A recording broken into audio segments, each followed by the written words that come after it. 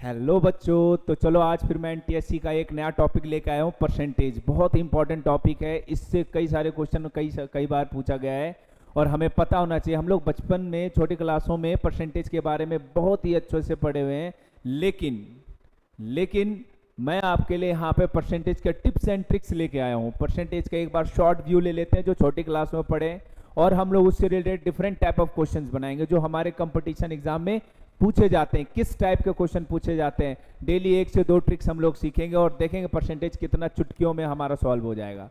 तो let's start. मैं आप सूरज पांडे आपका स्वागत करता हूं अपने एनटीएससी के इस चैनल पे। तो चलिए हमारे साथ देखते हैं परसेंटेज क्या होता है।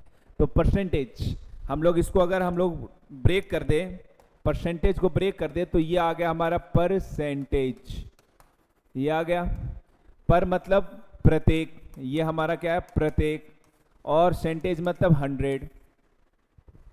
सेंटेज मतलब प्रत्येक 100 में से क्वांटिटी का कितना भाग है, प्रत्येक 100 में से उस क्वांटिटी का कितना पार्ट गया, ईच 100 में उसका कितना पार्ट गया, वही परसेंटेज कहलाता है। एग्जाम्पल के तौर पे समझो, जैसे हमारे पास पूछा जाए कि 500 का क्या परसेंटेज है।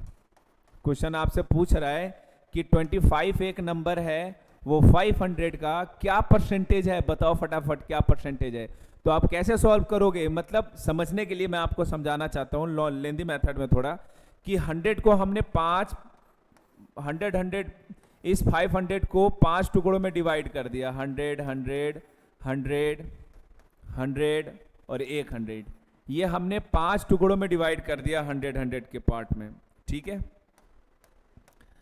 अब हम लोगों ने इस 25 को डिस्ट्रीब्यूट करना है। प्रत्येक 100 के पास ये 25 कितने पार्ट में जाएगा, मतलब ये जो क्वांटिटी है वो हर 100 के पास कितना कितना जाएगा, हर एक में बराबर होना चाहिए, इक्वल होना चाहिए। तो आपका सिंपल आंसर होगा सर इस 25 को भी 5 पार्ट्स में डिवाइड कर दो। तो ये हो गया हमारा 5 इसके पास, 5 इसके पास, 5 इसके पास, 5 इसके पास और 5 इसके पास। तो हर एक 100 में से 5 नंबर ही जा रहा है। तो ये जो 5 जा रहा है प्रत्येक 100 में कितना जा रहा है, 5 जा रहा है। तो ये हमारा कहलाता है परसेंटेज 5%। क्या हमारा आंसर होगा 5%। मतलब क्वेश्चन अगर आपसे पूछे कि 500 का क्या परसेंटेज है, मतलब प्रत्येक 100 में अगर 25 को डिवाइड करेंगे तो वो नंबर कितना कितना जाएगा इक्वली, तो आपका आंसर होगा सर 5 जा रहा है। मतलब प्रत्येक 100 में वो 5 इक्वलिटी डिस्ट्रीब्यूट हो रहा है। तो हमारा 5% आएगा कि 25 is a 5% of 500। 25 is a 5% of 100। ये तो हमारा इजी क्वेश्चन था, इसलिए आपने बहुत ही आसानी से जवाब दे दिया। अब चलो अगर हम कह दें, चलो एक और क्वेश्चन लेते हैं इसी के समझने के लिए। जैसे हमने कह दिया कि आप बताओ कि 70 हमारे पास क्वांटिटी है 70, और पूछे कि ये 700 का क्या परसेंट है, 700 का क्या परसेंट है, ये आपसे क्वेश्चन पूछा जा रहा है। What is the percentage of 70 of 700।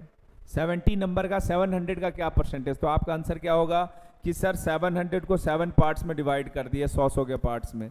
ये 100, ये 100, ये 100, ये 100, ये 100, 7 पार्ट्स में डिवाइड कर दिया।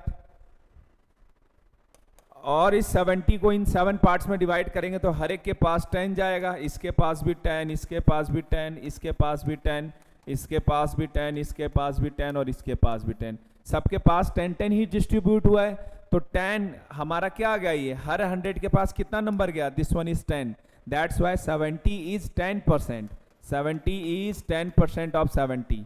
70 क्या है, 700 का 10% है। ये हमारा परसेंटेज होता है, मतलब प्रत्येक 100 में से क्या है। अब यहां से हम लोग एक फॉर्मूला ड्राइव करना चाहेंगे। जब कभी आपको किसी नंबर का परसेंटेज पूछा जाए तो आपको क्या करना है, किसी भी नंबर का परसेंटेज निकालने के लिए बोला जाए तो आप नंबर को ऊपर लिखो, उसको 100 से मल्टीप्लाई करो और टोटल नंबर को नीचे, जिसके रिस्पेक्ट में निकाला जा रहा है, नंबर विद रिस्पेक्ट नंबर, जिसके रिस्पेक्ट में आप लोग नंबर निकालो, नंबर विद रिस्पेक्ट, ठीक है। जिस नंबर के रिस्पेक्ट में आपको परसेंटेज निकालना है उसको नीचे, जिस नंबर का परसेंटेज निकालना है उसको ऊपर, और 100 से मल्टीप्लाई कर दो। जैसा भी हमने किया ना, 70 का परसेंटेज निकालना है 700 के रिस्पेक्ट में, ठीक है ना, विद रिस्पेक्ट दिस। तो क्या करना है, इस नंबर का परसेंटेज निकालना है, तो 70 को ऊपर मल्टीप्लाई बाय 100, और जिसके रिस्पेक्ट में निकालना है उसको नीचे। ये 2 जीरो से 2 जीरो कट गया, 7 से 10 टाइम में कट गया, तो आंसर क्या आ गया हमारा 10%। ये तो इजी था, आसानी से निकल गया। इसी तरीके से हम 5 का भी निकाल सकते हैं। जैसे हमने 25 500 का क्या परसेंटेज है, तो आपका आंसर क्या था, तो आप सीधा सीधा बता सकते हो कि 25 का परसेंटेज निकालना है, तो इसको 100 से मल्टीप्लाई करो और 500 को नीचे, ये इससे कट गया, और 25 5 से 5 टाइम में कट गया, तो ये 5% आंसर आ गया। तो बहुत आसानी से आप जवाब दे सकते हो। जिस नंबर का परसेंटेज निकालना है उसको ऊपर लिखना है, 100 से मल्टीप्लाई करना है, और जिसके रिस्पेक्ट में निकालना है उसको डिनोमिनेटर में लिखना। ये सिंपल सा मेथड होता था परसेंटेज निकालने का। अब चलो हम लोग अपना ट्रिक्स में आते हैं, क्योंकि इसमें हम लोग बचपन से ही पढ़ते आ रहे हैं परसेंटेज कैसे निकालना है। ट्रिक नंबर 1, आज का जो हमारा ट्रिक होगा वो ये ट्रिक है। इसको हम लोग पहले समझेंगे और उसके बाद इससे रिलेटेड 2-3 क्वेश्चन बनाएंगे। क्या है, क्वेश्चन को हम लोग थोड़ा समझने की कोशिश करते हैं। कह रहा है कि इफ एन ऑब्जेक्ट प्राइस, मान लो किसी ऑब्जेक्ट का प्राइस इंक्रीज या डिक्रीज करता है बाय x%, x% से या तो इंक्रीज कर रहा है या तो डिक्रीज कर रहा है। अगर इंक्रीज किया तो प्लस का साइन, अगर डिक्रीज किया तो माइनस का sign, and the other factor is increase और डिक्रीज बाय y%, और उसी टाइम में हम लोग मान लो इंक्रीज और डिक्रीज दोबारा से कर रहे हैं उस ऑब्जेक्ट का परसेंटेज y% से, इंक्रीज कर रहे हैं तो पॉजिटिव, डिक्रीज कर रहे हैं तो नेगेटिव, तो ओवरऑल उस ऑब्जेक्ट का नेट परसेंटेज क्या चेंज होगा। तो नेट परसेंटेज निकालने के लिए आप क्या करोगे, पहले दोनों परसेंटेज को ऐड करोगे, फिर उसके बाद आप लोग क्या करो, दोनों परसेंटेज को मल्टीप्लाई बाय 100, और इसको सॉल्व करने के बाद जो आंसर आएगा वो हमारा परसेंटेज होगा। ठीक है, बस आपको ये ध्यान रखना है एक्स और वाई का जो साइन होगा पॉजिटिव नेगेटिव, वो डिपेंड करेगा कि हम इंक्रीज कर रहे हैं या डिक्रीज कर रहे हैं। अगर इंक्रीज करेंगे तो पॉजिटिव, और अगर डिक्रीज हो रहा होगा तो नेगेटिव साइन होगा। बाकी आपको फॉर्मूला ये याद रखना है, this one, x plus Y plus X Y by 100। Question करेंगे तो ज्यादा बेटर से समझ में आएगा। लेट्स सी, ये हमारे पास क्वेश्चन है, ध्यान से समझो। If salary of a person, question है हमारे पास कि किसी भी पर्सन का सैलरी इंक्रीज होता है 10% से, 10% सैलरी पहले इंक्रीज हुआ, एंड 20% सक्सेसिवली, पहले तो 10% इंक्रीज हुआ, फिर मान लो फिर 20% इंक्रीज हो गया, कुछ बात हुआ, मान लो जो हमारा हेड है उससे बात किया तो 10% इंक्रीज हुआ, फिर डायरेक्टर से जाके बात किया तो उसने बोला चलो 20% और बढ़ा लो, तो ओवरऑल उसका परसेंटेज क्या होगा, ओवरऑल इंक्रीमेंट परसेंटेज क्या होगा, what is the change in his salary, कितना परसेंट चेंज हुआ ओवरऑल। तो ये चेंज निकालने के लिए नेट इफेक्ट आप निकालोगे, ये आपका होगा नेट इफेक्ट। अभी जो हमने फॉर्मूला पढ़ा है नेट इफेक्ट, तो नेट इफेक्ट का फॉर्मूला क्या था कि x प्लस वाई, दोनों एक, देखो ये इंक्रीज कर रहा है, दूसरा भी इंक्रीज हो रहा है, इसलिए ये भी पॉजिटिव ये भी positive, plus X Y upon 100, और ओवरऑल ये परसेंटेज आ जाएगा। ठीक है, अब रख दो वैल्यू, x हमारे पास क्या है 10 है, पॉजिटिव होगा, और y क्या हमारे पास 20, ये हो गया, फिर हमें प्लस करना है 10 इंटू 20 अपॉन 100, 20 अपॉन 100 मल्टी, ये परसेंटेज आ गया हमारे पास। इसको सॉल्व किया तो 10 और 20 हमारा कितना हो गया 30 हो गया, प्लस ये 2 जीरो, ये 2 जीरो से कट गए तो आ गया ये 2, तो ओवर जो हमारा आंसर आएगा वो 32% होगा। तो ओवरऑल जो उसका इंक्रीमेंट हुआ वो 32% हुआ। कभी आप लोग डायरेक्ट ऐड कर दो कि सर 10% पहले इंक्रीज हुआ और बाद में फिर 20% ऐड हुआ, तो टोटल उसका कितना हो गया 30% इंक्रीमेंट हो, बिल्कुल नहीं, क्योंकि 10% पहले इंक्रीमेंट हो चुका है, फिर उसका 20% निकालेंगे तो थोड़ा बहुत क्वांटिटी इंक्रीज हो जाएगा।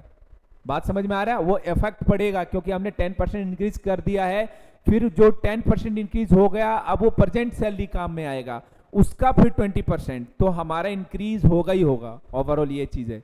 तो हम लोग ये फॉर्मूला याद रखेंगे। चलो नेक्स्ट देखते हैं, नेक्स्ट क्या हमारे पास, नेक्स्ट हमारे पास है the price of a commodity is first increase, पहले तो उसने इंक्रीज किया कितना 20%, एंड देन डिक्रीज बाय 10%, उसके बाद उसने क्या किया डिक्रीज किया 10% से, then what is the net change in the price of the commodity, तो बताओ ओवरऑल उसका नेट चेंज क्या है, ओवरऑल उसका परसेंटेज चेंज क्या हुआ।